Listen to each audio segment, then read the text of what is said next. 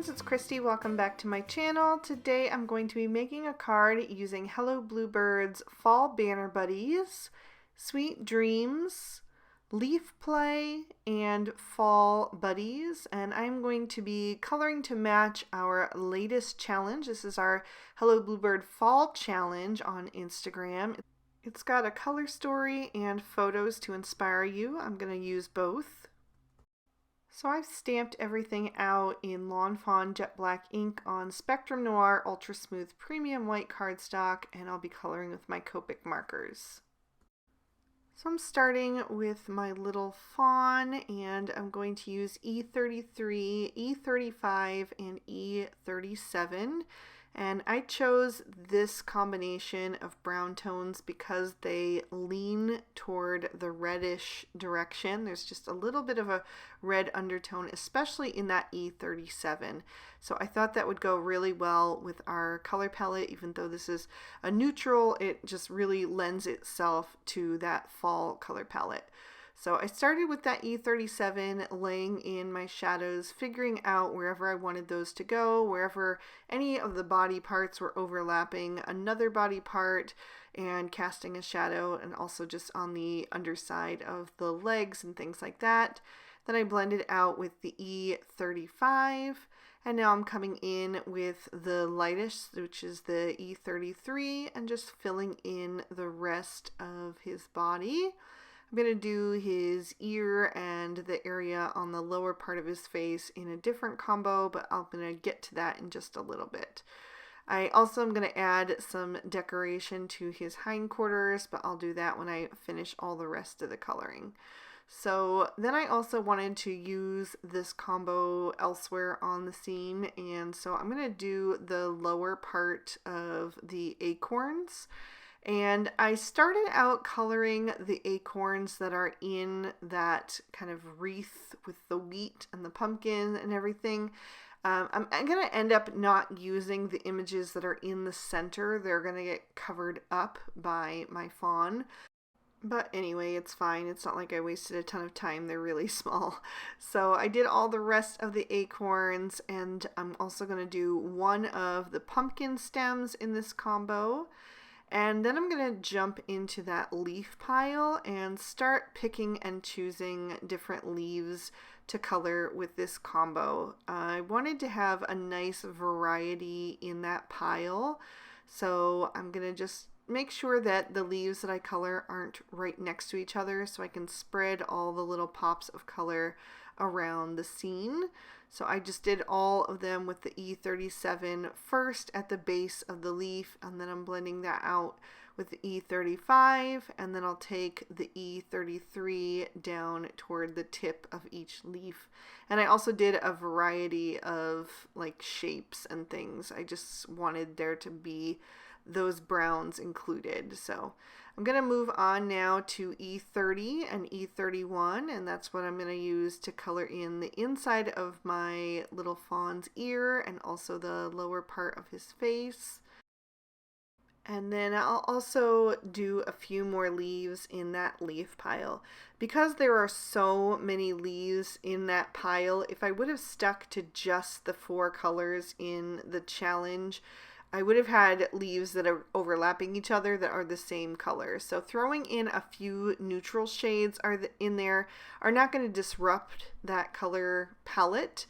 I picked shades that are going to really tie in together, but it's just going to fill in some of the extra leaves. So I'm moving on to some darker browns now for my chipmunk. I'm using E44, E47, and E49. Starting with the E49 for him, doing my shadows, and then I'm going to start blending that out with the E47. And you could have also done him in the E30 shades that I use for the fawn. I think that would be really sweet as well. But I just wanted there to be separation between the critters and have them all have their own distinct look. So that's why I went with these darker browns that are also going to go really well with this color palette, the inspiration color palette, but still just give me like another layer of neutral tones. So I blended out the E47 with the E44, and I left a little white space on his belly and then also the area around his eye and down his back. I'm going to do the deer's hoof with the E47 and E44 and also another pumpkin stem.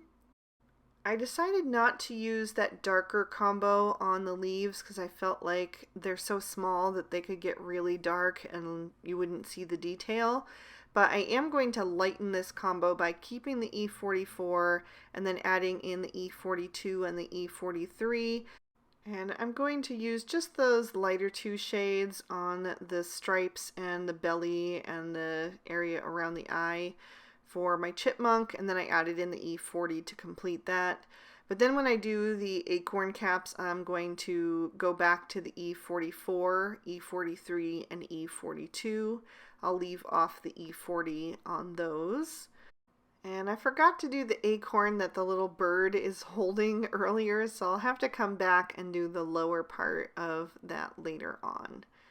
But I will finish up the last of the acorn caps, and then I'm also going to do the third stem on my pumpkin.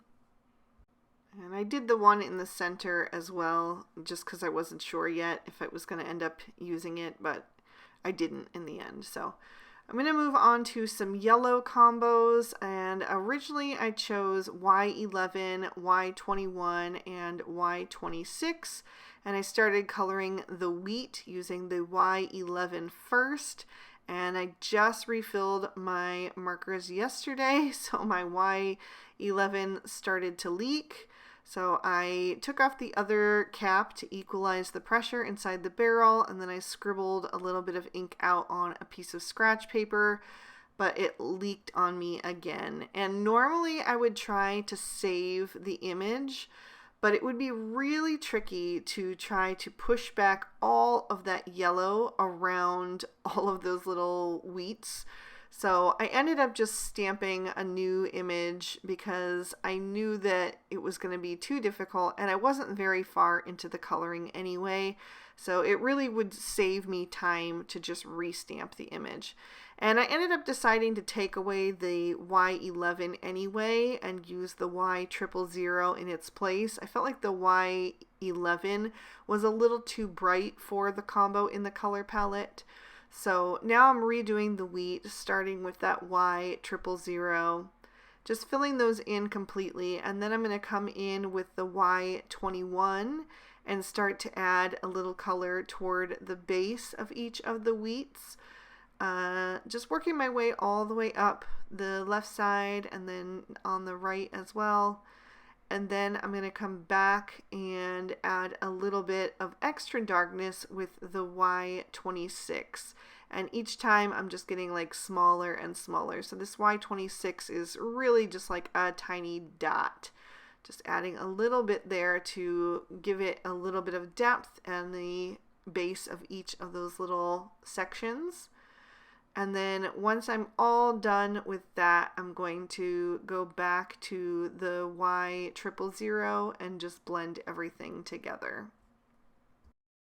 So yeah, I have told you guys in the past, to try to save your image if you can. You really can push a lot of it back with your colorless blender, or you can use a white gel pen to color around that area, but it was just too delicate between all of those little sections. I just felt like it was just going to be too much of a waste of time. It would actually save me time and save me ink in my colorless blender to just restamp the image.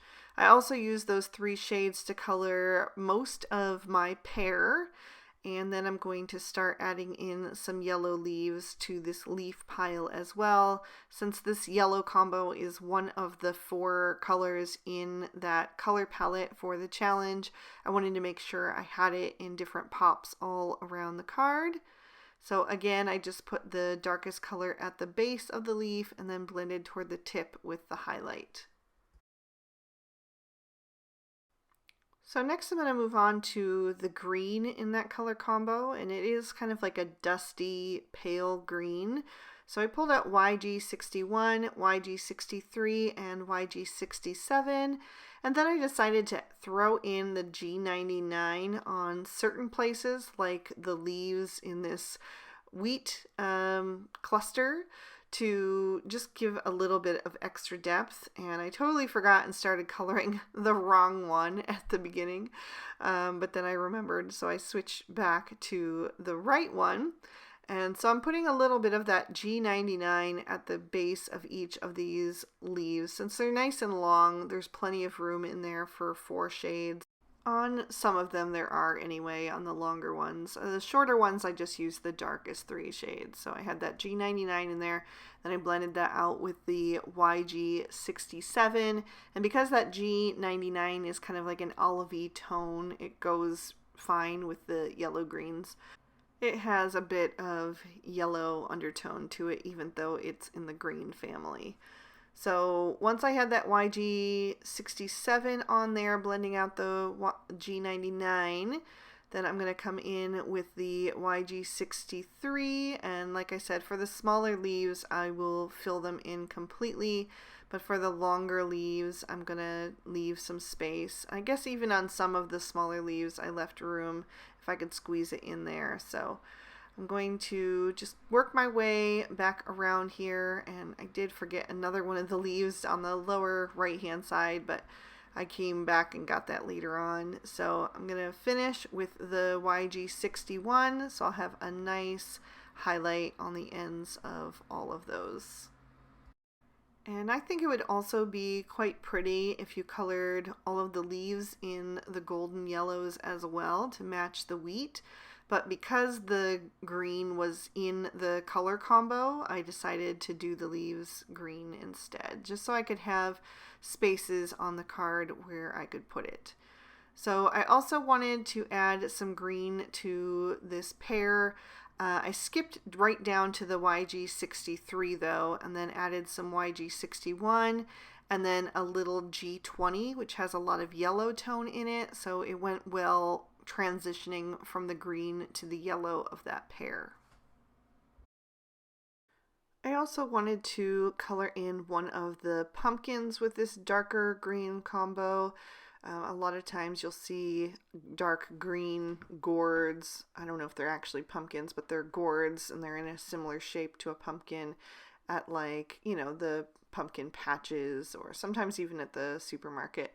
So I wanted to have a mix of colors on my pumpkins as well, so I thought this dark green would look really nice. I did use all 4 of the original shades on there. I just didn't add in the G20. So I did that, and then I am going to throw some of this color into the leaves as well. I'm going to do some of the leaves in the darker 3 shades and then some of the leaves in the lighter 3 shades. So I have a mix of both, you know, the whole spectrum of the green combo in there, just to give it more variation since there are so many leaves in that pile. So again, I'm just hopping around and trying to do leaves that aren't right up next to each other, and also fill in some of the little spots between the leaves where other leaves might be laying underneath, but you only see a little sliver of something. I just wanted everything to be filled in so there wouldn't be any white spaces in between. So just filling those in, and then moving on to the lighter gray combo. Like I said, using the YG63 as the darkest, and then I'll blend out with the YG61, and then I will throw a little of that G20 on the tips, which is nice because it is that really pale green shade, and so it kind of just really nicely goes with the golden yellows, I think. And then I'm also going to do one of the separate leaves over at the top right with the lighter green combo. Next, I'm going to move on to the orange tones, and they are kind of like a rusty orange. So I'm going to use YR12, YR14, YR18, and then I'm going to throw in E19 for some of it as well. I'm going to do these little pods. I'm not sure what exactly they are, but usually they're like filled with seeds on the wreath there with the E19 and then the YR18 and the YR14. And I stamped 3 additional separate clusters of those, so I'm going to do all of those the same. So those will be with this darker combo, the reddish brown, which is going to tie in nicely with the E30 shades that I used on the deer and the acorns and the brown leaves, the darker brown leaves in the leaf pile. I'm also going to do some more leaves in that leaf pile with this combo, just hopping around again, and I'm running out of color combos that are coming up, so making sure to fill in as much as possible, but still leaving room for a few other tones. So I'm going to use the E19 first and then blend out with the YR18, and then I will finish with the YR14 for this darker combo. And I really like how that E19 plays with the YR18. I think it's a really natural fit to add a little bit more drama to these orange tones. And once I'm done with the leaf pile, I'm also going to do the separate leaf that has the acorn hanging off of it with this combo as well. So using that E19 down the center and toward the base of the leaf, and then blending out with the YR18, and then the YR14 is going to fill in all of the tips and the end of the leaf. And then I'm going to do this larger pumpkin with this combo as well. So I'll have one darker orange pumpkin and then one in the lighter combo that I'm going to get to in just a minute. So I just started with the E19 again, just like I did with all the other things I've been coloring so far. It is looking kind of dark, but once you throw in that YR14, it does lighten it up quite a bit. I made sure to leave plenty of room for that lightest shade in there so that, it didn't get like looking like a brown pumpkin. And then for the second pumpkin, I'm going to switch to the lighter 3 shades. So now I'm starting with the YR18, and I'm going to blend out with the YR14 and then use the YR12 for the lightest. So it matches very well with the first one, but you can definitely see a difference when you take that E19 out of the equation. So I will move up to the leaf pile and do a few more with this lighter orange combo and just continue filling that in. I think these shades actually look absolutely gorgeous together, and even if I had left off the final color combo in this color palette that is in the inspiration, I think that would be gorgeous as well, with just the rust and the golden yellow and the greens and the browns. I think that would be stunning for a fall card. But I also do love the final shade in this combo, and I think it does add something really interesting to it. So if you go back to the inspiration photo, the final color is like this cool gray that has almost like a purplish undertone to it. It's really beautiful, and I had a really hard time trying to match it with my Copics, but I ended up going with this combo. This was the closest I could get, and I really like how it turned out. I used BV20, BV23, BV25, and then threw in BG quadruple 0 in there. And I think it's just beautiful. So I used the darkest 3 shades on most of the bird, and then just the BV20 blended out with the BG quadruple 0 on the face. And then I'm going to fill in the rest of these leaves. So everything so far has been really warm toned. So to have this little touch of the cool tone in the mix, I think is really cool. It just adds a very different element to it. So it really just depends on what you're going for. If you wanted to stay in the warmer tones, I think, up until now it was a gorgeous combo, but I also love the interesting addition of this cool tone in the mix. I think it's really nice. So I'm going to finish up with that leaf pile, and then I'm going to hop back to my little wreath and do the berries with the BV23. So the last thing I want to do is just grab a black Sakura Jelly Roll pen. I'm going to get that going off to the side because mine gets crusty on the tip. Make sure it's flowing nicely, and then I'll go over the eye of my chipmunk and my bird. And then I'm going to take a white Sakura Jelly Roll pen, and I want to add some spots to the back of the fawn to just make him look like a baby deer. They usually have little white spots on the back, so I just wanted to add in that detail. And I made sure to do different size dots to make it look a bit more natural. And then I'm going to take all of these images and trim them out with their coordinating dies. For my background, I'm taking a piece of Bristol Smooth Surface cardstock, and I want to color that panel with Distress Oxide inks in the shades that are in that color palette. So the first shade I'm using is Scattered Straw, and I'm going to put that on the top left corner and the bottom right corner. And then I'm going to switch to some Shabby Shutters, which is going to be like that dusty green. And I'm going to place that right up next to the Scattered Straw. Just go over it a little bit so that those colors kind of blend nicely together. I'll go back and smooth over the transition with the previous ink blending tool. Then I'm going to add in some Speckled Egg. This is a blue shade that has a lot of gray in it, so it really does blend nicely with a lot of different colors. So I'm going to put that next to the green, and then I'm going to come in with a little bit more of the Shabby Shutters and just make sure that the green doesn't get lost in that mix.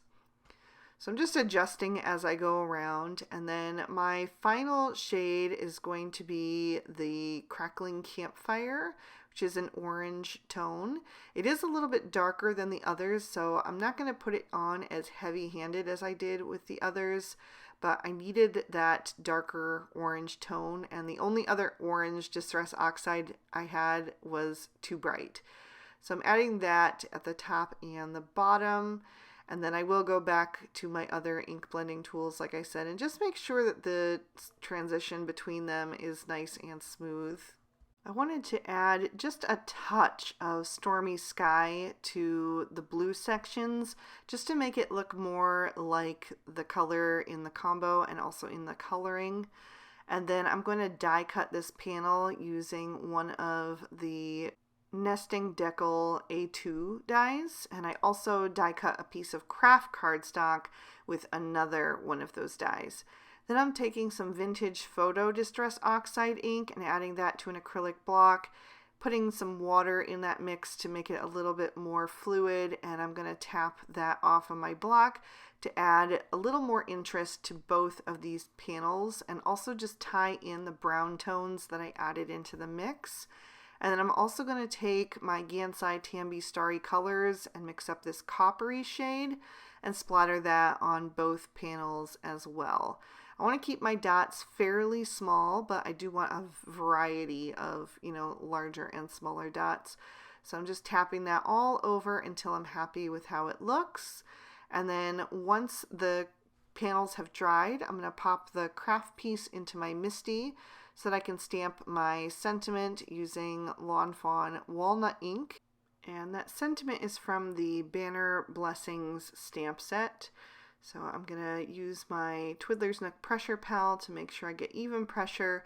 But this was a brand new stamp that I'd never used before, so I grabbed my Lawn Fawn stamp chamois to clean that off in between, because it didn't stamp out great the first time. Sometimes they have a little bit of manufacturing residue on them. And then I actually got a little bit of an ink smear on that between the word blessing, right above the N in blessing. So I'm going to take a Tombow Mono sand eraser and I'm going to sand that cardstock back carefully right where that little ink spot is until it kind of blends in with the rest of the splatter that I've done on this panel and it's not so noticeable. And then I'll also take just a white eraser and erase over that to kind of remove any of the little cardstock nubs that came off, and then you can't even really tell that anything happened there. So once I'm done with that, I'm going to stamp it down one more time, just carefully. Sometimes it's a little bit hard to stamp over that metallic splatter. It doesn't show up great, so I wanted to make sure there was a good impression there.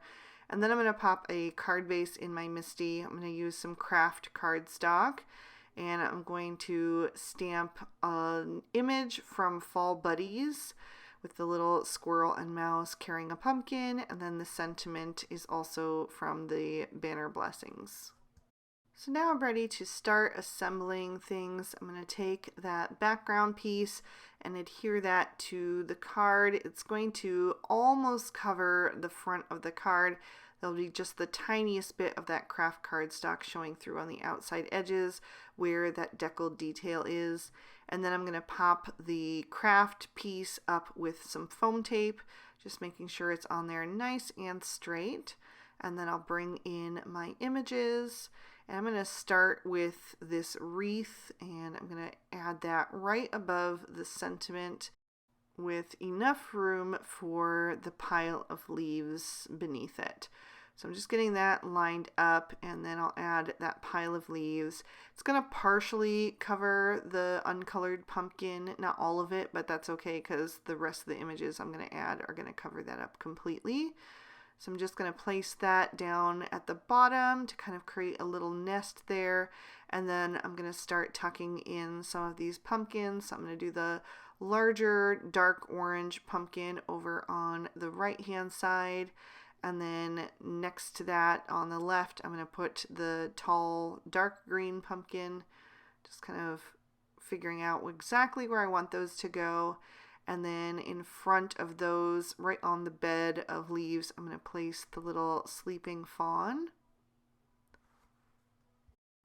Then I'll take the other smaller orange pumpkin and tuck that behind his hindquarters there, a little bit more forward in the scene, but still behind him. And then on the opposite side, I'm going to place the pear, so everything is nicely balanced there. I'm going to take my chipmunk and add him a little bit low to the right of the sentiment to just extend that scene down a little bit farther on the card.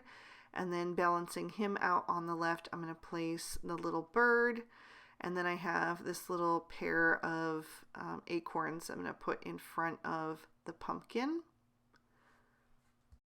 Then I'm going to take one of these little clusters of, I don't know if they're berries or little seed pods, like I said, and I'm going to tuck one over behind the small orange pumpkin, and then I'm going to tuck another one behind the pear, kind of sticking out the side there. And then I'm going to take the single green leaf and add that coming out of the stem of the pumpkin, and then I'll put the last small cluster of berries next to that.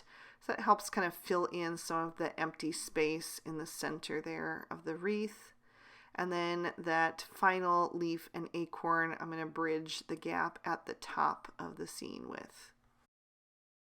And then I wanted to end with a little bit of glitter, but I decided to do something a little bit different today. Rather than my typical Stardust stickles, I decided to use platinum stickles. I thought that that might add a really nice element that's almost like an antique-y metallic shade. It kind of goes with the coppers in the splatter and all of the little details and just this fun color palette. So I added it to the acorn caps, and then I also added just a touch to the base of each little piece of wheat.